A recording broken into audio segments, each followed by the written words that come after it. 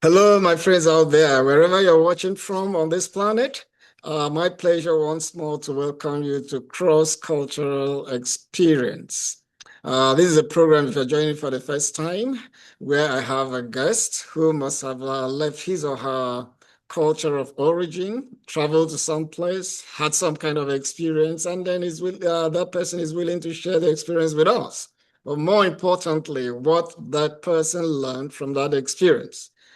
And so, without much ado, as they say, Uche Onyebadi is my name, and it's my pleasure to welcome Caleb. How are you, sir?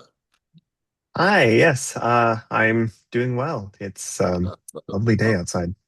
okay, so can you briefly introduce yourself and then we just plunge straight into your experience? All right, yeah. So yes, my name is Caleb. I have lived overseas for quite a number of years. I got my bachelor's degree in linguistics in 2016. And then I moved to South Korea to be an English teacher. And I lived there from 2016 until 2024. So about 8 years that I was there. And then I came back to the US and now I'm working on my master's degree at TCU. So yeah, So it was my that's that shows on your shirt, TCU, Texas yes. Christian University. Yes, right.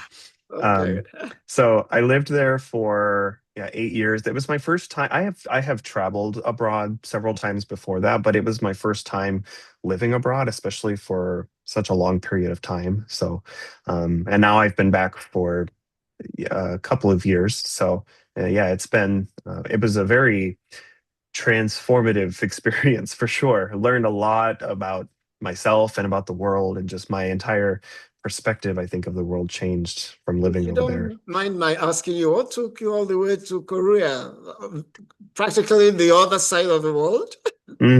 Yeah, so it's actually, you know, when I was growing up, I had had an interest in particularly Japanese culture, actually, when I was in middle school, throughout high school and university. And I studied Japanese language throughout a lot of school. And then while I was in university, I really wanted to start learning Korean as well. A friend of mine was learning Korean, and I really wanted to study it. So that's kind of how I fell into the linguistics program. And so then I was studying Japanese and Korean for a few years while I was in university. And naturally, I thought, like, when I graduate, I want to move to, I wasn't sure if it was going to be Japan or Korea. I went back and forth a lot, but um, in the end, I ended up choosing to go to Korea.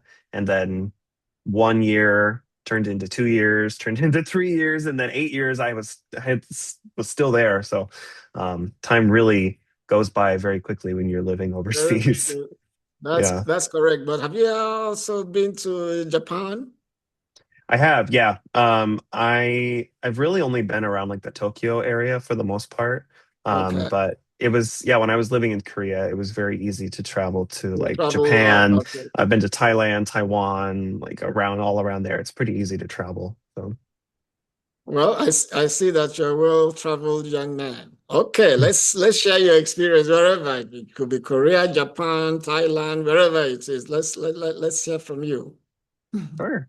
So yeah, when I moved to Korea in 2016, like I said, it was my first time living abroad. So, and I had never been to Korea. It was my first my first time to Korea was when I moved there. So, I think, well, of course, I experienced a lot of culture shock, but the first culture shock I experienced was actually the day I got there. So, when I arrived in Korea, I my one of my teachers from my school took me to my apartment, showed me, where I'm going to be living, and there Right. was a supermarket down the street from my house. It's called E-Mart. It's kind of similar to like I would say like a Target, or like a little nicer maybe than Walmart, but like a Target or like a, I don't know, Albertsons or something. Um, Right. and so there was an E-Mart down the street from my house. And so after I got to my apartment, settled in for a few hours, went to the E-Mart to go pick up, I mean, really everything because I it was my first day there, Yeah, so I had to go buy like kitchen utensils and like bedding and correct. um Toothbrush, like toothpaste, whatever, all yeah, this. pretty Right. much everything that I didn't travel with, which was well, I was only allowed Yeah, to bring two suitcases, so I didn't have a lot. Um yeah. and so I go to the Emart and I remember I had heard about Emart through like social media before, like I had seen it talked about on YouTube and things like that. So I knew that it was a very popular place, but I remember being so amazed at how small it was. Like Oh, I was walking around and all I could really find was like Mm, they had like name brand kitchen equipment and like cosmetics. And that was yeah. it. That was all I could find. And I was like, why is this such like what's all the like the I don't know, the What's going on hullabaloo here? about this place? Yeah. And so so I started to Google on my phone. I was like, do they have, this thing, food or whatever at Emart? And um the people on Google, like they said like, oh yeah, um, if you go to like the different floors of the Emart, then you'll find different types of things available. Oh, And okay. I didn't realize at the back of the store there was an escalator to go up and down. Because Now, normally our supermarkets here in Texas, they're all like one everything is just floor. flat. It's just one really big room. So I didn't even think about like, oh, it could be on multiple floors.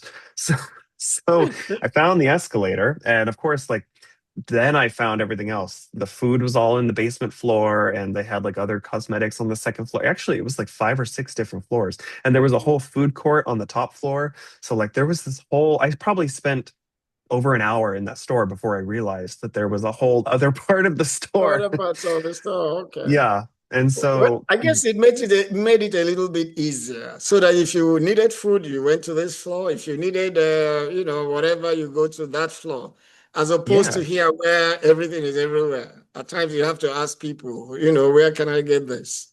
Yeah, it was. I mean, it was by the escalator. They had it very clearly labeled, like where each thing was. I just What? didn't Okay. think I. So that's like one living in Korea. I learned if I can't find something, generally, I just need to look up because the buildings are very tall, and sometimes the place you're looking for is on like the 10th floor. So if you just look up, you might find what you're looking for. So It's not like what, as they say, here comes my redeemer. You look up and then you go where you want. it's very different. Here in Texas, like most buildings are like two, three floors, maybe. Yes. Everything's mostly just one floor. And so, yeah. Anyway, so while I was doing my shopping at the store, I got everything I needed. I had a big shopping cart full of stuff, and I go Yeah. to check out. And the cashier, she starts checking out my items, and she's going pretty fast because the Yeah. culture in Korea is very fast paced. So she's scanning through all my items. There's no small talk. She's just scanning through all my stuff. Um, and I noticed that she wasn't bagging any of my items. Oh, And I thought, because typically, like here in the US, like the cashier, they'll scan your item, put it in a yeah. bag, and, Right. so I thought, okay, maybe she's just gonna do it at the end, or like, I don't know. I was kind of confused, like why she wasn't putting anything in a bag. And she scans through most of my items and she still wasn't bagging anything. So I kind of, I think she could tell I was confused. And so Oh, she asked me, she was like, "Do you need a bag?" I was like, "Oh," in Korean. I was like, "Well, yes." Um, I, and she I was need a so bag. she was like, "How many bags do you need?" I was like, "I don't know, two, I guess." So Yeah. she took out, she had a little drawer. She took out two bags. She put them on top of the items and just kept scanning. And I was like, "Oh, okay." How Is about she bagging gonna them? like yeah is she gonna bag them eventually? So she like goes through everything and she's like, okay, how do you want to pay, the cash or card? And I think I don't remember how, probably paid with cash. So I was like, oh, I'll pay with cash. And so I pay, and she just says, okay, thank you. And then she puts a little divider down and she starts scanning the next person, and all of my stuff is just at the end. And I was like, what? So I was very confused. So I didn't want to hold up the line. So I took all of my stuff and I threw it in my shopping cart, and I with the bags on top of it, and I just took the cart to the side and I started Googling. I was like, why did she not bag my items? And I Uh-oh. realized, like, first of all, shopping bags are not free. You have to pay for them. And so Okay. that was something I wasn't expecting. Because here we just you use as many as it takes, whenever As you're many shopping. as possible. Mm. Yeah. hmm Uh-huh. So shopping bags are not free, and they typically sometimes they'll have somebody at the end that will bag things for you, but more often than not, it's up to you to bag it yourself. And Yeah. that was so unfamiliar to me. So I remember at the time feeling so much anxiety because first day in the country, never been there before, couldn't really speak Korean that well, and just Right. having no idea where anything was, not knowing how to check out, and just like having a cart full of stuff and having to like throw it in. I only had two bags, so I had to make everything fit in my two bags and then Feed carry it into the home. bag. At the time, very, very stressful, but now looking back on it, Yeah. very entertaining story. Uh, So, so and it's that the was day cult. one in Korea. It, So, it's a culture of hi gentlemen, you've bought the goods, you've paid for them. Here are your bags. Goodbye. Next. yep, there's in Korea there's not really a small talk culture with like customer service Okay. people. It's very transaction forward, do your business and you go on. It's the On same your in way. yeah, if you go to a restaurant or a cafe or something, they're not going to ask you how's your day or anything. They just, Yeah. hi, what do you need? Okay, got it. Thank you. So, Almost like a conveyor belt. Next. yeah, and that's just I think it's just because the society is so fast paced, they Right, don't right. really have the time. It's just like we got to do the next thing. So, yeah.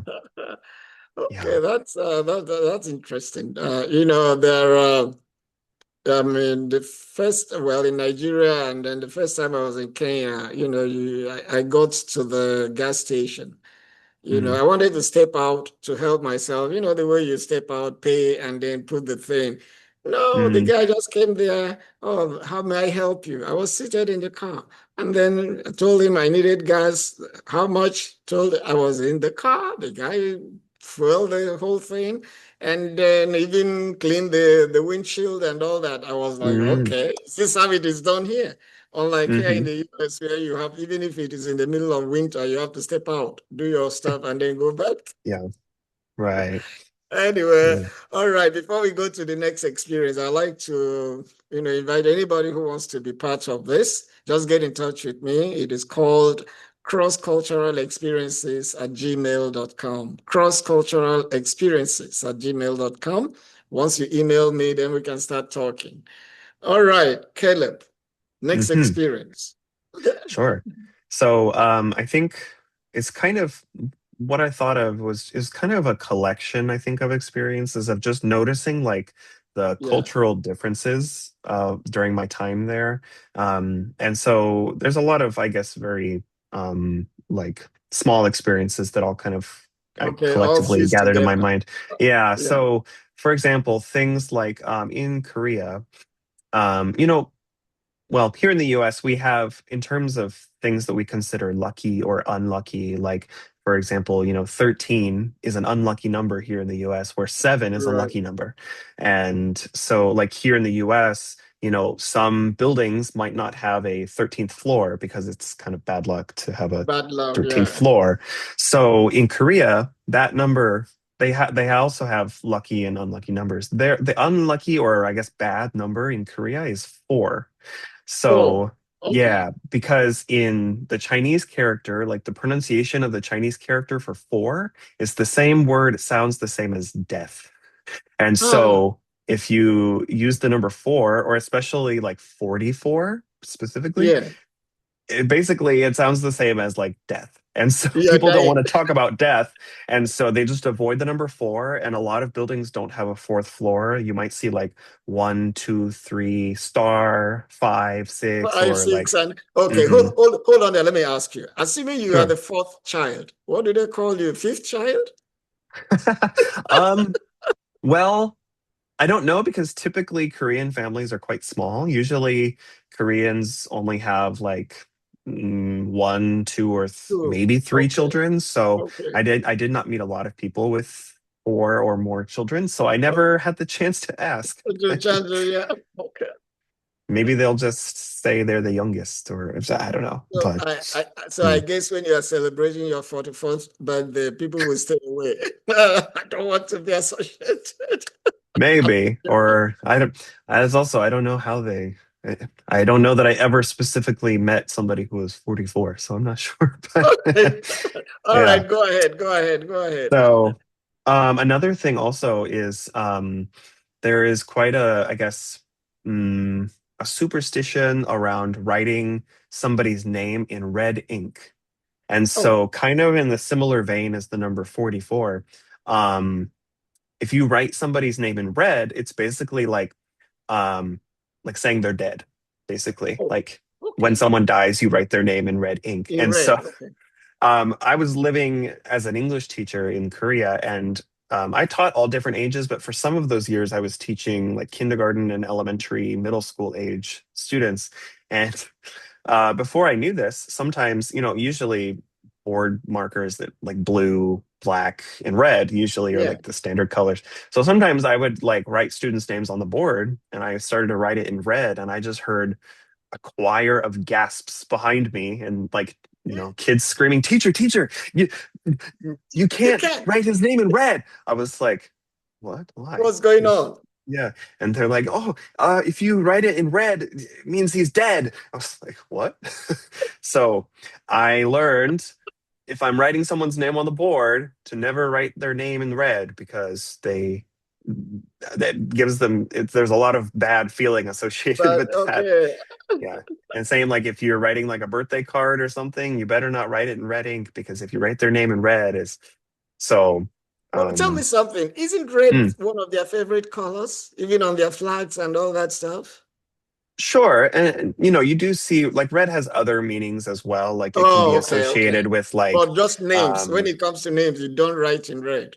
yeah, yeah. Okay. It can be it's attached as well to other like positive things like wealth or love or Okay. maybe All even right. money. But in terms of writing someone's name, big no-no. You can't do that. Um, yeah. Um, another Okay. thing is that I noticed because I was living in Seoul, which is like a very, very, very big city, Yeah. and in Korea, a lot of the mm, experiences, the nightlife experiences or businesses, are all open 24 hours. Oh, Um, a lot of things don't close, and that includes like bars and clubs. Like I mean, they do close eventually, but they usually close at 6 or 7 or 8, 9 a.m. Whereas like here, in Texas at least, I don't know exactly what the laws are, but usually like 2 o'clock or something two. is they Yeah, have 2 to a.m. stop Right. serving and they close. And so in Korea, um, usually when I was also in my like young 20s when I was living there, so that was part of it. But if I would go out on the weekend, I wouldn't go out until usually the start time of going out was between 10 and midnight, usually Yeah. was when I would start. And then arrive there around midnight. And um, there were some nights that I stayed out until 6, 8, 9 a.m.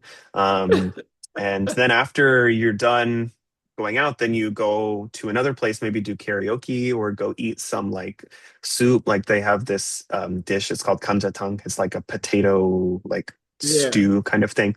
Um, and so maybe you go eat some stew or sing karaoke or go to another place. And there were times that I did not. The sun was fully up and risen before I made it home. So, um, and it's a lot of places. Convenience stores are 24 hours, and a lot of restaurants are open 24 hours. Not all, but a lot of them are. And Yeah. so I Let was, me ask you a specific question, if you don't mind. Since you're sure. teaching, what was the any unique thing about your classroom experience?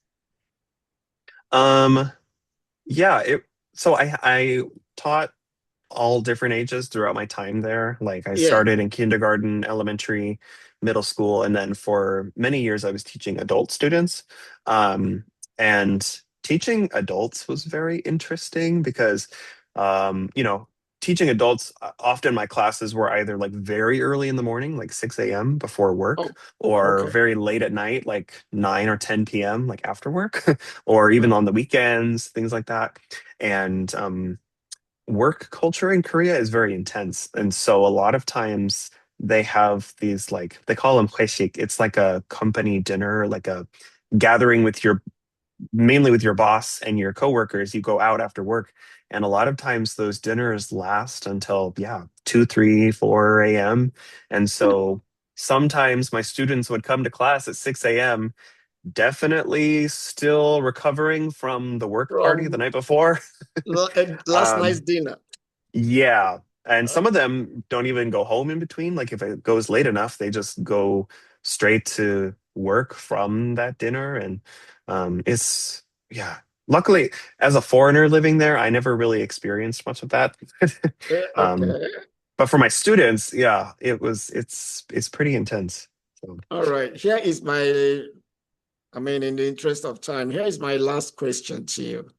sure. So, looking at everything in totality, what Mm, would you say you gathered from living in Korea?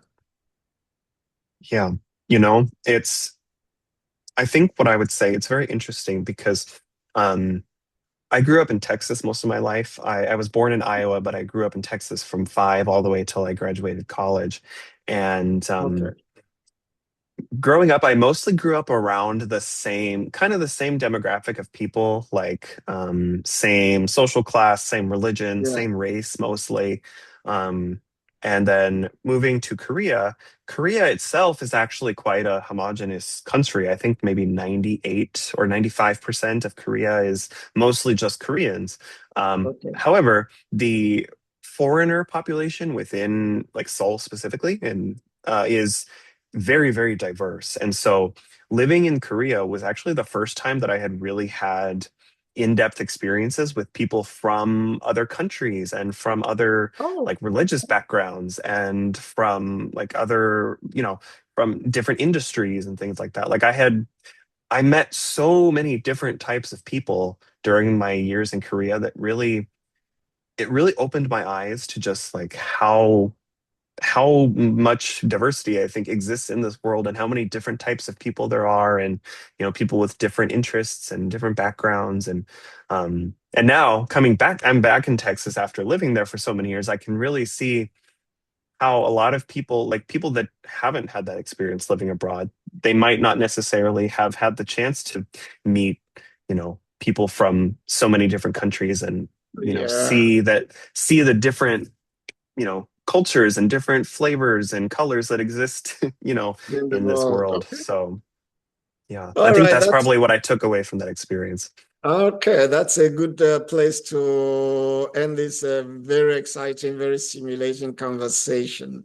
We say, where I come from in Nigeria, that a child who is widely traveled has more wisdom than an old man who has stayed in the same place all his or her life, his life. So Mhm. that did something for you, which I'm sure you will recommend that people, if they can afford it, they can travel and see that the world is not just one thing. It's made up of, isn't that why they say it's cosmopolitan? Cosmos, Mhm. the entire Yeah. universe. Yes, right, exactly. Okay, Caleb, I want to thank you again, and I wish you well in everything you do. Master's degree, it will come and it will go. You jump onto the PhD and you still finish it. And now, this time around, I'm sure you would like to go to Japan to experience something else. Yeah, yeah, my mind is open. I'm anytime if the, opportunities take me wherever, I'm willing to go. So, Yeah, you like me, we are citizens of the world. that's right. All right. Thank you again and have a good rest of the day. Yes, thank you very much.